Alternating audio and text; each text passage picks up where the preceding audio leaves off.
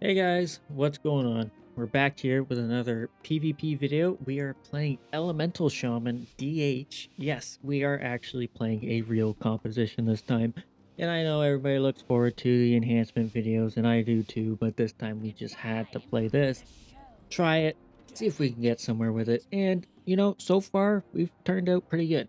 I think we're just shy of 2k rated right now, which is pretty alright, considering that I don't have much experience on Elemental this season at the moment, and you will be able to see that thoroughly because this is like the first session of what we're doing. Um, so yeah, I don't know the actual positioning requirements for Ellie or anything like that. This is all just me guessing. What I do know is I tend to do a heck of a lot of damage, which is great. And what we noticed with this comp, and from what I've heard from the AWC casters, is this comp is just all about doing unhealable amounts of damage. Perfect for me because I hate trying to CC people. Awesome. So what I'm going to try and do is explain my thought process here during these matches. And here we're fighting an Elemental Shaman, a Destro Lock, and an H-Pal. Now, I think after playing this for a while, I'm supposed to charge at their healer. I think that's my job as the Ellie Shaman because I have the mobility to, and I also have the control as well to keep them in some form of CC. And you will also notice that I don't kick very much either, but that's beside the point. That's a different problem. That's a big skill problem. So anyways, our main focus is the Destro Lock. The Destro Lock is a lot scarier than the Elemental Shaman because Destro Locks send out Chaos Bolts for like 3 to 4 million HP. Those are insane. So our goal is to shut them down as much as possible and also put pressure onto the Ellie Shaman when we can and can't hit the Destro Lock. And you'll see a lot of these other shamans are actually dropping Grounding Totem and moving it LOS. They are so much smarter than me, it's kind of crazy. But this guy's doing a Tempest build, which is interesting. So I thought it was very interesting. And I think this guy is playing Diabolus, this Destro Lock, so they're not playing a meta version of what they're supposed to be. So it's quite nice to see. But anyways, yeah, so we're going to shut down the Warlock as much as possible while putting pressure on the other two when we can. So you can see we got the bubble out of the Paladin. So now we're about to get a whole bunch of pressure. I got 1 minute until Ascendance is up, so I know, okay, great. We're going to have a huge amount of pressure coming up here soon. So, but that also means the other Elemental Shaman's also going to have Ascendance, so we have to be worried about that. So you can see Plum, he's just charging at the Warlock as much as he can, doing all the damage. I'm trying to watch this Ellie Shaman. You can see he's in a Hodge. I'm going to go ahead and Hex him. We do overlap Hex and Repentance, which does suck. But he ends up trinketing, trying to get other CC, so he lassos me, gets kicked by Shook. And we get a huge amount of pressure here onto the Warlock, trying to make sure the Paladin can't out-heal it, and he just falls over. Now, we did have Ascendance coming back up, which meant I feel like it meant he was going to go down very soon anyways. So usually once you hit that 3-minute mark, an Elemental Shaman can usually finish the match. But yeah, here we are against Cupid, Beastmaster, Ret Paladin. Our main focus here, I think, is the Ret Paladin. Now, if you probably noticed, Hunters are a pain in the butt to kill lately. They have Disengage, and they have their Survival of the Fittest. So I am sending a whole bunch of damage into the Hunter, and I guess we're just going to focus him. I don't know, but the Ret Pally gets a nice Repentance off on Shook because I'm not paying attention to anything at all. So there's the Pain Suppression. Perfect. There's a cooldown on him. Awesome, we got that one. So now we're going to switch back to the Hunter, see if we can't get something. I'm just cleaving onto his pet, trying to get as many lava surges as possible, which means I get more lava bursts. So here we get set up. I use Primordial Wave, Ancestral Swiftness, and just start pumping damage into the Ret Paladin, seeing if I can't get the Priest to do some healing to him. So that way he's spread out a little bit while Plum is beating up the Hunter. So I am playing down low, so I jump up, trying to get line of sight of this Paladin, get away from him a little bit, try and make the Priest move. So again, I think I'm supposed to be towards the Priest, putting pressure on his positioning and stuff like that. which is a big problem because I'm not doing that. So I think that's another reason. Here comes a repentance. I get the kick this time, watching it, making sure we are putting a whole lot of pressure onto this hunter, making sure that he's terrified and always using his thing. I think it might have been better to go after the Ret Paladin. I'm not sure. I'm really not sure at this point, but there, Shook got stunned, so I just went over and sat on him to make sure he doesn't get trapped when he gets stunned there, because that's usually an optimal time and a telltale sign that a hunter's going to go for a trap, and we just get some quick damage on the hunter and he just falls over. But yeah, if you're fighting a hunter and you see your healer either scatter shot or stunned and you're close to them, try to run over to them because you could soak the trap for them. So here's an interesting one. This one I am running Burrow and Sky Fury Totem. I think that's what it's called. Or Totem of Wrath, I guess, maybe. We're fighting Ret Warrior here. So, in my opinion, I think Warriors are always the best option when fighting with Warrior Melee. Mainly because Warriors have Intervene, which is always a pain in the butt to fight around.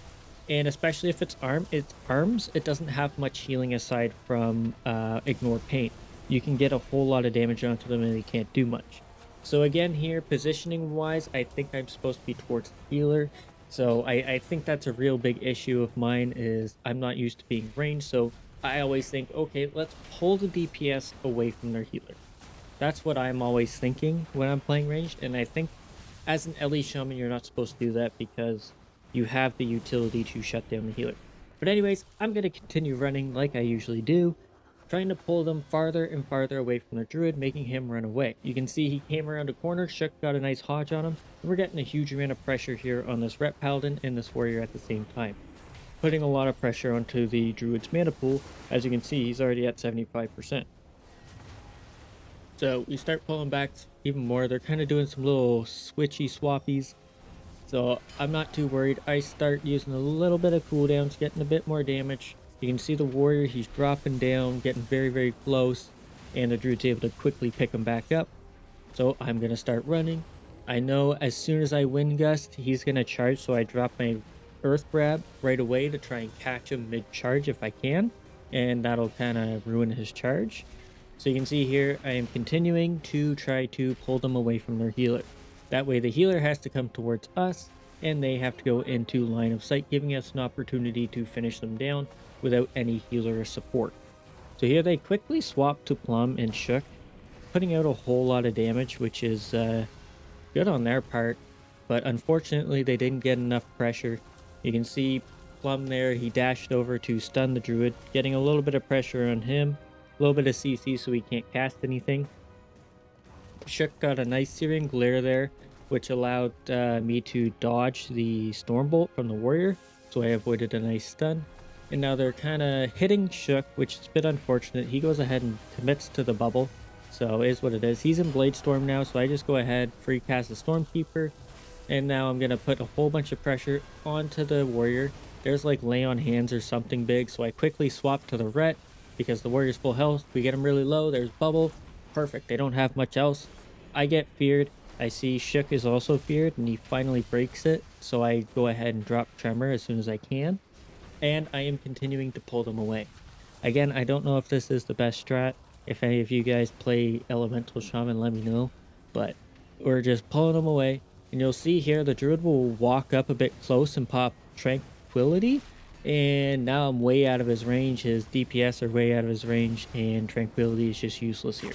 So Plum did drop Darkness there, and I definitely should have been in that to stay, but I wasn't. So here we start putting a whole lot of pressure. I got Ascendance rolling, and we start getting pressure onto the warrior, start dragging him around again, and he ends up having to peel back, going away, gets bopped. Okay, perfect. I go for the purge, get it, start still committing a whole bunch of damage with an Ascendance proc, and he finally goes down.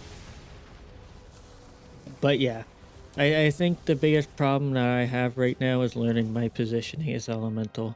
I'm playing this because Enhancement is not in the greatest spot, and honestly, we haven't really had much luck with Turbo Cleave either. But anyways, on to the final match, which is Thunder Cleave. So we are fighting a LE Shaman and an Arms Warrior. Now, again, positioning wise, I think I am supposed to be at the paladin, but in this match, I am trying to pull the warrior into bad positions. Now you can see here we get a whole lot of pressure. Plum is doing a great job cleaving them down. You can see they're all kind of dipping a bit low, all around half HP except for the warrior. So I'm going to quickly go for a hex cast, get stunned, is what it is. Gonna go for it again, and we get it, and I think he gets dispelled pretty darn fast. Yep. And you can just see here, here's the rep I completely missed, which sucks. What, like, I don't know why, but I cannot stop paladins interrupts, and then I go ahead and interrupt the healing surge. I don't know, but there's a spell bop, I believe, which has no animation, and I am still annoyed by it, but I don't notice it, so I keep wailing into it. Yeah, add-ons would be great. Again, Blizzard or Wowhead just released something about add-ons being totally or being cracked down on, so I am excited about that. But anyway, onto the match. We're gonna be onto the Elemental Shaman, and again, I'm just trying to pull the warrior into bad positioning. I see Shook that stuns there, so I go ahead and lasso to stop his damage. You can see him trying to peel away, get behind the pillar. The LA Shaman is doing the same thing to Plum, but Plum has a bit more mobility to get back and forth between us. So it's a bit easier for him, but I start putting pressure back onto this LA Shaman. You can see I get the Primordial Wave, I get the Swiftness, big damage, dropping Fire Ellie. Then they get a double fear on us. I don't have Trinket Tremor this time because I had just used my Fire Blood for extra damage because I'm a nerd. And yeah, but again, I get a whole bunch of damage on this warrior. Start put pressure. We're getting somewhere. I go for the hex. Boom. He hexes me though. Unfortunate, but it happens. Now I think I missed the hex on the paladin or got grounded or something. So I see the paladin wants to rep Shook. So I start putting pressure on him. He's out in the open. Boom. Get a big amount of pressure on him. Get him to bubble. And now they're scared. Now Plum gets, or Shook gets repped, so he has to trinket that, which is quite unfortunate. But the paladin's out in the open. So I'm watching him like a hawk, making sure that I'm pressuring him so he's scared and has to go back line of sight. I want him away from us. I want him away from Shook, so putting pressure on him is great. And when he's low, he can't do as much healing with his whatever spells. I don't know. I don't know how paladins heal, but yeah. So here I got a nice Ascendance proc, and I got Ascendance coming up in 6 seconds, and I think I got a double Ascendance, which was crazy amounts of damage. It was a whole lot of fun though. But there's the real Ascendance. I pop it because I just want to get the damage out and put as much pressure. I see Shook being chased, so I try and do something to help him out, but he ends up having to commit bubble, which is a bit unfortunate, but we quickly swapped the warrior, getting them terrified, forcing some defensives and stuff like that. You can see he's got Die by the Sword up. I go ahead and Bloodlust. Plum's already on top of that Shaman, doing what he can. I can't commit because I got feared way away. Quickly Ghost Wolf, try and get somewhere, try and commit some damage to the warrior because I can't reach the Shaman. And now there's not much I can do here, so we're just kind of hitting the paladin. Quickly get hexed, but thankfully the warrior leaps on top of me and breaks it. And then here I was thinking the paladin's low, let's hit him, putting pressure onto him, seeing what I can do. He forces himself LOS, perfect. Shook runs up, gets a Hodge, and I think he trinkets it, which is a bit unfortunate, but you know, you have it for a reason. So we start putting pressure back on the elemental, so that way we can keep up with everything. So the Pally here pushes in for a Hodge, and I don't know if you saw, but I did try to click my grounding totem, but it was still on cooldown. So I see the Hex coming out, so I go ahead and ground that. The warrior's pushing out way away from his healer. I try and pull back as much as I can, putting pressure, and this is where they stack up, so I drop a nice fire totem, putting a whole bunch. And now we Bloodlust, trying to get all the damage out as possible. Right onto the Shaman because they don't have much left, and thankfully he dies. Anyways guys, that is it. I hope you enjoyed this video. I do plan to put out my Enhancement Shaman Season 3 wishlist video this weekend, so if you're interested, look forward to that. But anyways, again, I don't play Ellie. This is the first situation, but anyways, thanks so much for watching. Hopefully you enjoyed, and hopefully I'll see you in the next one. Laters!